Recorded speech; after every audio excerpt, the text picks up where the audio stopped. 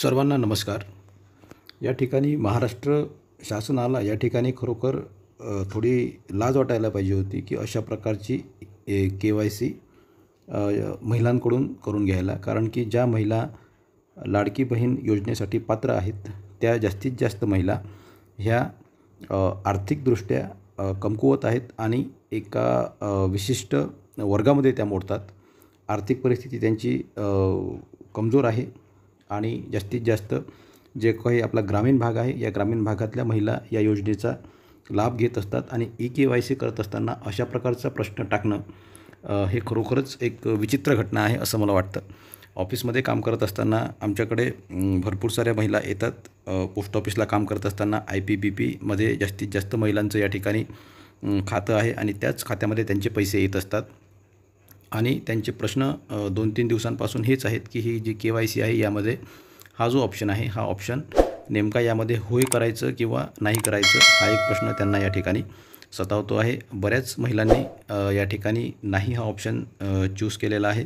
त्या कारणामुळे त्यांना भविष्यामध्ये त्यामुळे त्यांना त्रास होऊ शकतो। आता यामध्ये बघा हा जो प्रश्न आहे हा जो कॉलम आहे ते आधार कार्ड वगैरे टाकल्यानंतर ती बाकीची प्रोसिजर तुम्हाला माहीत असेल KYCची नसेल माहिती असेल तर आपण त्यावर डिटेल व्हिडिओ टाकू। परंतु हा जो प्रश्न आहे हा जास्त लक्षात आल्या कारणामुळे यावर आपण एक शॉर्ट नोट्स सारखा व्हिडिओ या ठिकाणी बनवत आहे। आता यामध्ये बघा हा जो कॉलम आहे हा प्रश्न वास्तविक पाहता महाराष्ट्र लोकसेवा आयोगाच्या ज्या काही एक्झाम असतात परीक्षा असतात त्या परीक्षांमध्ये असे प्रश्न असतात। खालील वाक्य योग्य उत्तरे निवडा अशा प्रकारचे ते प्रश्न असतात। ते कन्फ्यूज करणारे प्रश्न असतात आणि तशाच प्रकारचा कन्फ्यूज करणारा प्रश्न हा या महाराष्ट्र सरकारने या ठिकाणी या महिलांच्या बाबतीमध्ये सुद्धा यांनी अशाच प्रकारचा हा विषय केलेला आहे। यामध्ये एक कॉलम असा आहे की त्या ठिकाणी आधार कार्ड वगैरे कॅप्चा वगैरे टाकल्यानंतर तुम्हाला एक त्या ठिकाणी एक कॉलम उघडतो। त्यामध्ये असं लिहिलेलं आहे की माझ्या कुटुंबातील सदस्य नियमित कायम कर्मचारी म्हणून सरकारी विभाग किंवा मंडळ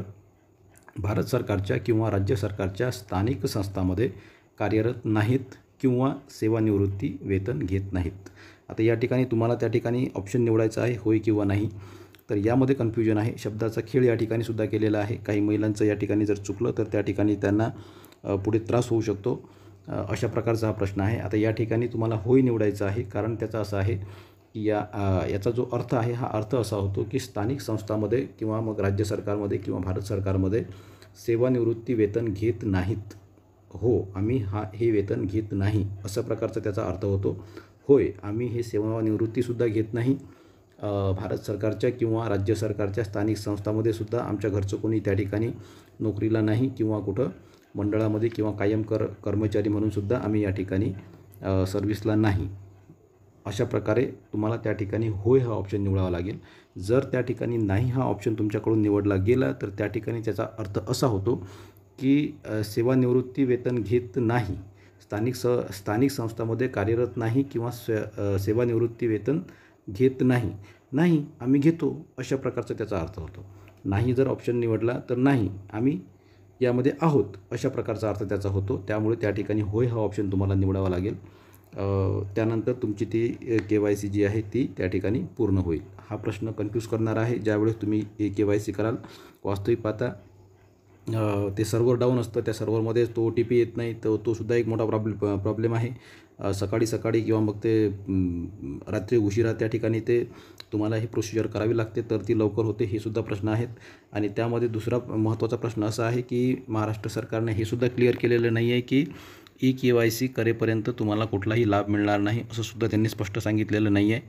आणि KYC केल्यानंतरच तुम्हाला लाभ मिळेल असं सुद्धा त्यांनी सांगितलेलं नाही आहे। त्या कारणामुळे हा जो कारभार आहे हा कारभार थोडा विचित्र आहे आणि या ठिकाणी फक्त या महिलांना त्रास देण्याच्या उद्देशानेच अशा प्रकारची ही KYC वगैरे हे सर्व प्रोसिजर करतात।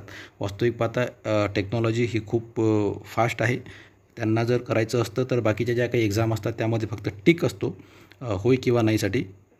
यामध्ये त्यांनी सरळ तिथं जर विचारलं असतं की तुमच्या घरचं कोणी गव्हर्नमेंट सर्व्हिसला आहे का तर त्या ठिकाणी महिलांनी सांगितलं असतं टिक केलं असतं नाही। त्या ठिकाणी दुसरा कॉलम त्यांनी दिला असता की तुमच्या घरी कोणी स्वेच्छानिवृत्ती म्हणजे पेन्शन वगैरे घेतं का, त्या ठिकाणी त्यांनी महिलांनी नाही केलं असतं। एवढा तो सिंपल विषय होता परंतु त्यांना या ठिकाणी शब्दाचा खेळ करायचा होता। त्या कारणामुळे हा जो त्रास आहे हा महिलांना या ठिकाणी होत आहे.